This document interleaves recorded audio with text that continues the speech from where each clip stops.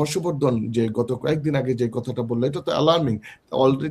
Already এটা instigate করছে যে নির্বাচনে যদি কারচুপি হয় তাহলে জামাত ক্ষমতায় আসবে, আর সুষ্ঠু ফেয়ার যদি নির্বাচন হয় তাহলে জামাত ক্ষমতায় আসতে পারবে না।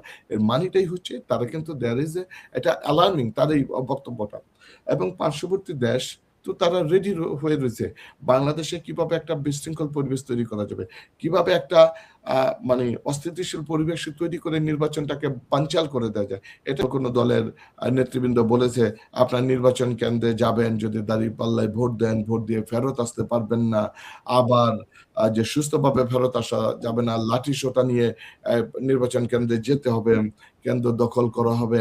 এই যে আতঙ্কগুলো, এখান থেকে কিন্তু বের করার জন্য এখন বাংলাদেশের রাজনীতির মাঠে তো দুইটা বড় দল, বিএনপি এবং জামাত, এখন ভাইটাল রোল প্লে করতেছে। এবং তাদের প্রত্যেককেই জনগণের মধ্যে এই বিশ্বাসটা স্থাপন করতে হবে যে লোক নির্বাচন।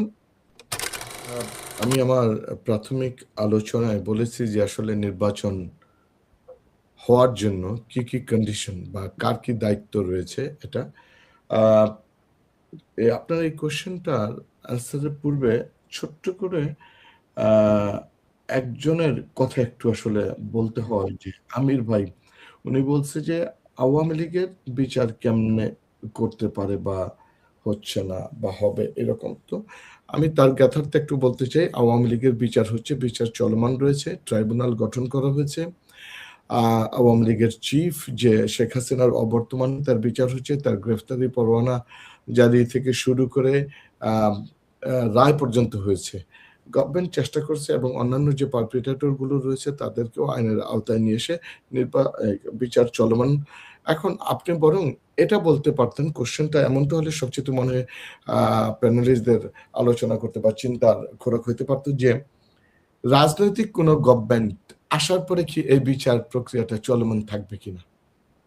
এটা একটা সন্দেহ, সংশয় থেকেই থাকবে, যে আসলে দেখতে হবে কোন পলিটিক্যাল পার্টি ক্ষমতায় আসতেছে এবং তাদের সাথে আওয়ামী লীগের অ্যাফিলিয়েশনটা কি।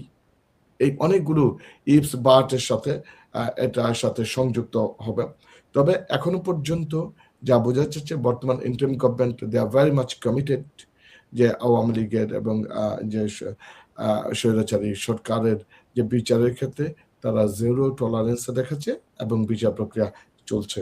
তো পরবর্তীতে কি হবে এটা আমাদেরকে সময় বলে দিবে। আর একটা আমিনুল ভাই একটা কথা বলছেন যে স্বৈরাচারী সেটআপ রেখে সুষ্ঠু নির্বাচন করা যায় কিনা, এই কথাটা আমরা বারবার বলে আসছি। ওয়াদুদ ভাই বলেছে, পাটোয়ারি ভাই, এবং এগেইন এন্ড এগেইন অনেকবার আমরা বলেছি যে হাসিনা সরকারের যে 300 এমপি, মহিলা এমপি সহ সব মিলে 350 এরকম এমপি, সবাই পালাইতেও পারেন, এই দেশে রয়েছে। তো তাদের যে 50-60 জনের বিশাল মন্ত্রীর বহর রয়েছে, সবাই পালাইতেও পারে না, দেশে রয়েছে।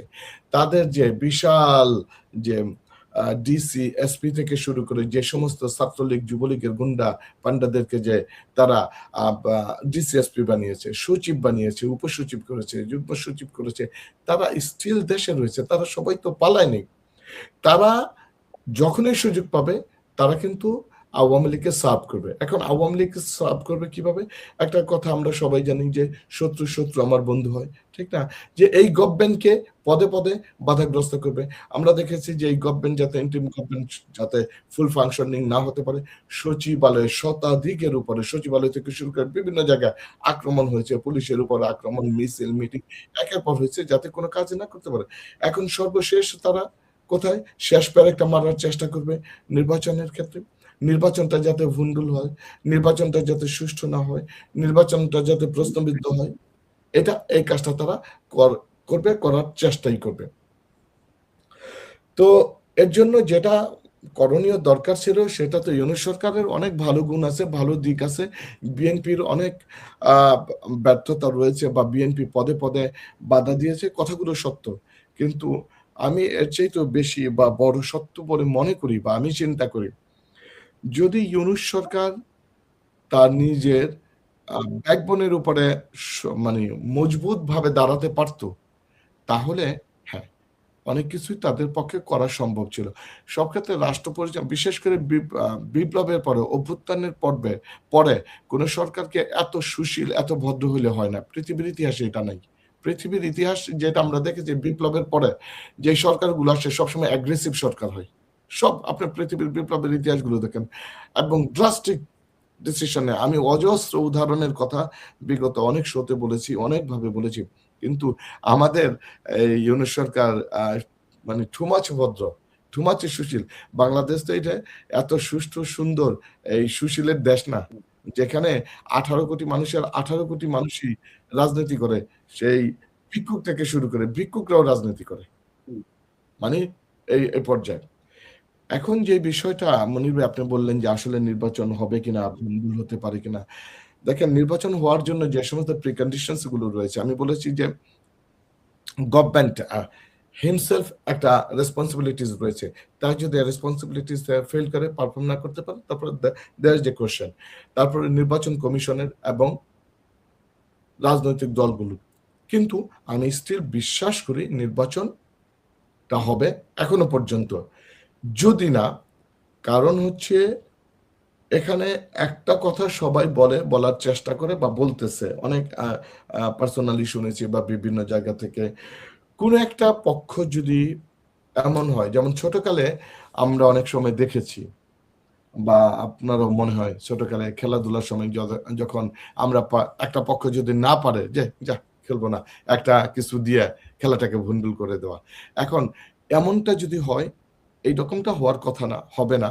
যে ঠিক আছে কোন একটা রাজনৈতিক দল যদি এখান থেকে ওয়াক আউট করতে চায়, কোন একটা রাজনৈতিক দল শুধুমাত্র যদি একটা উশৃঙ্খলা তৈরি করে, এমন একটা মানে বিষিয়ে পরিবেশে তৈরি করে, বিশৃঙ্খল পরিবেশ তৈরি করে, গোটা দেশব্যাপী যদি সহিংস্র এবং সন্ত্রাসী কর্মকাণ্ড যদি শুরু করে, তাহলে তো দ্যাট ইজ এ কোয়েশ্চেন। সবার আগে নির্বাচনের আগে তো দেশের জনগণের জান-মালের নিরাপত্তা।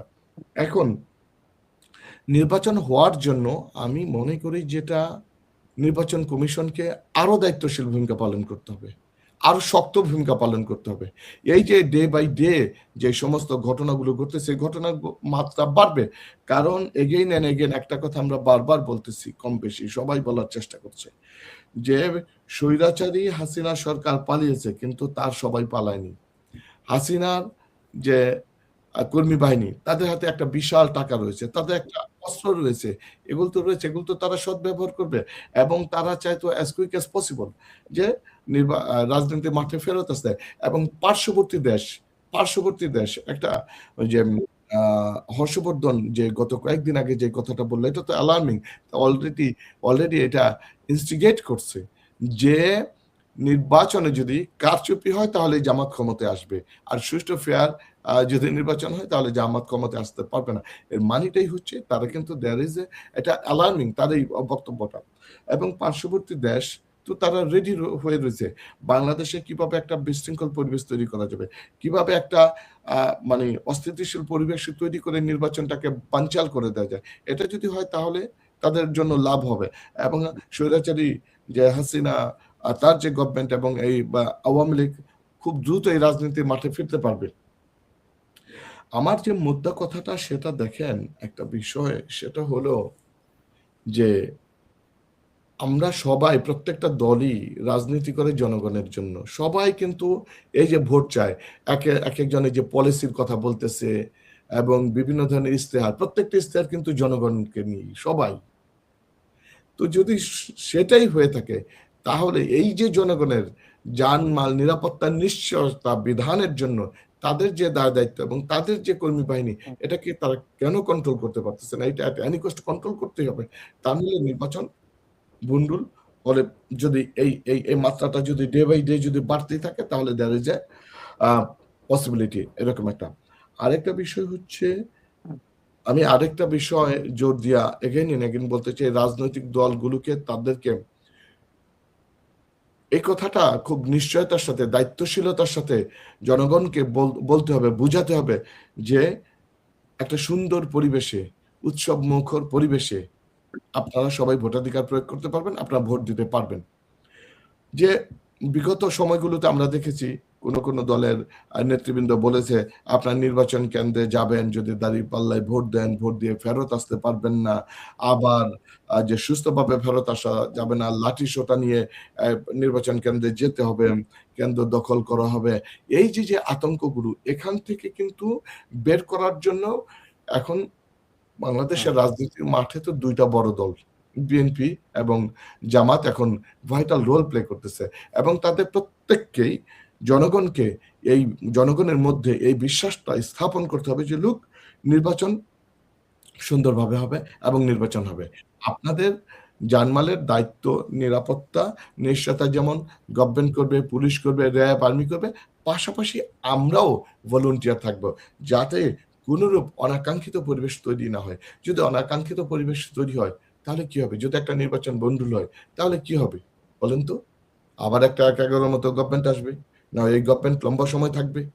আর এই গভর্নমেন্ট যদি লম্বা সময় যদি নির্বাচন নিয়ে না দিয়ে যদি থাকে, তাহলে মানে এটা তো ক্রিটিক্যাল অবস্থা তৈরি হবে। এখান থেকে বের হতে হবে।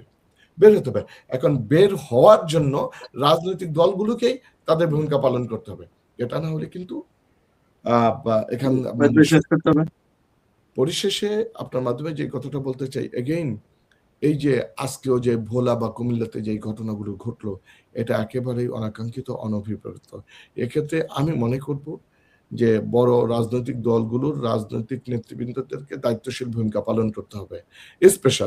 স্পেশালি যে বিএনপির বর্তমান যে চেয়ারপারসন রয়েছে, তাকেও এক্ষেত্রে এই বিষয়গুলো তার নজরে আসলে আসতেছে কিনা জানি না। আমার বিশ্বাস সে জেন্টলম্যান, যদি এই বিষয়গুলো তার নজরে এসে থাকে, সেক্ষেত্রে তার একটা ভূমিকা পালন করবে এবং সে একটা বক্তব্য দিবে। কোনো অবস্থাতেই দেখেন যে আ সবাই, কারণ এবার বলতেছে যে নারীরা একটা ভালো রোল প্লে করবে। যে বিশেষ করে ক্ষমতার পরিবর্তনের ৩ টা সেক্টর। একটা হচ্ছে তরুণ ভোটার, বিদেশি ভোটার এবং নারীরা। এখন নারীদেরকে যদি আপনি হেনস্থা করেন, নারীদের প্রতি অলওয়েজ যে সফট কর্নার সবারই থাকে। আপনি নারীদেরকে হেনস্থা করে এখান থেকে পার পেতে পারবেন না। বরং ডে বাই ডে ক্ষতির দিকে যাবে। আর যদি ক্ষতি হয়, সবচাইতে বড় ক্ষতি কি হবে? বড় রাজনৈতিক দলগুলো তারা ক্ষমতায় যেতে পারবে না। নির্বাচন ঝুলে যাবে। এখান থেকে বাঁচার জন্য প্রত্যেকটা রাজনৈতিক দলের নেতৃবৃন্দের আমি মনে করি যে তাদেরকে উদাত্ত আহ্বান জানাতে চাই, দায়িত্বশীল ভূমিকা পালন করেন এবং নির্বাচনের আচরণ বিধিগুলোকে মেনে চলেন। আইনকে নিজের হাতে তুলে নিয়েন না এবং এই যে অস্ত্র, কালো টাকার প্রভাব বিস্তার থেকে দূরে থাকেন এবং বিশেষ করে আওয়ামী স্বৈরাচারীদেরকে কোন অবস্থাতেই স্পেস দিয়ে নির্বাচন বানচাল এবং নির্বাচনের পরিবেশ নষ্ট করার কোনরূপ পরিবেশ যাতে তৈরি না হয়, এ ব্যাপারে আপনারা সচেতন থাকবেন।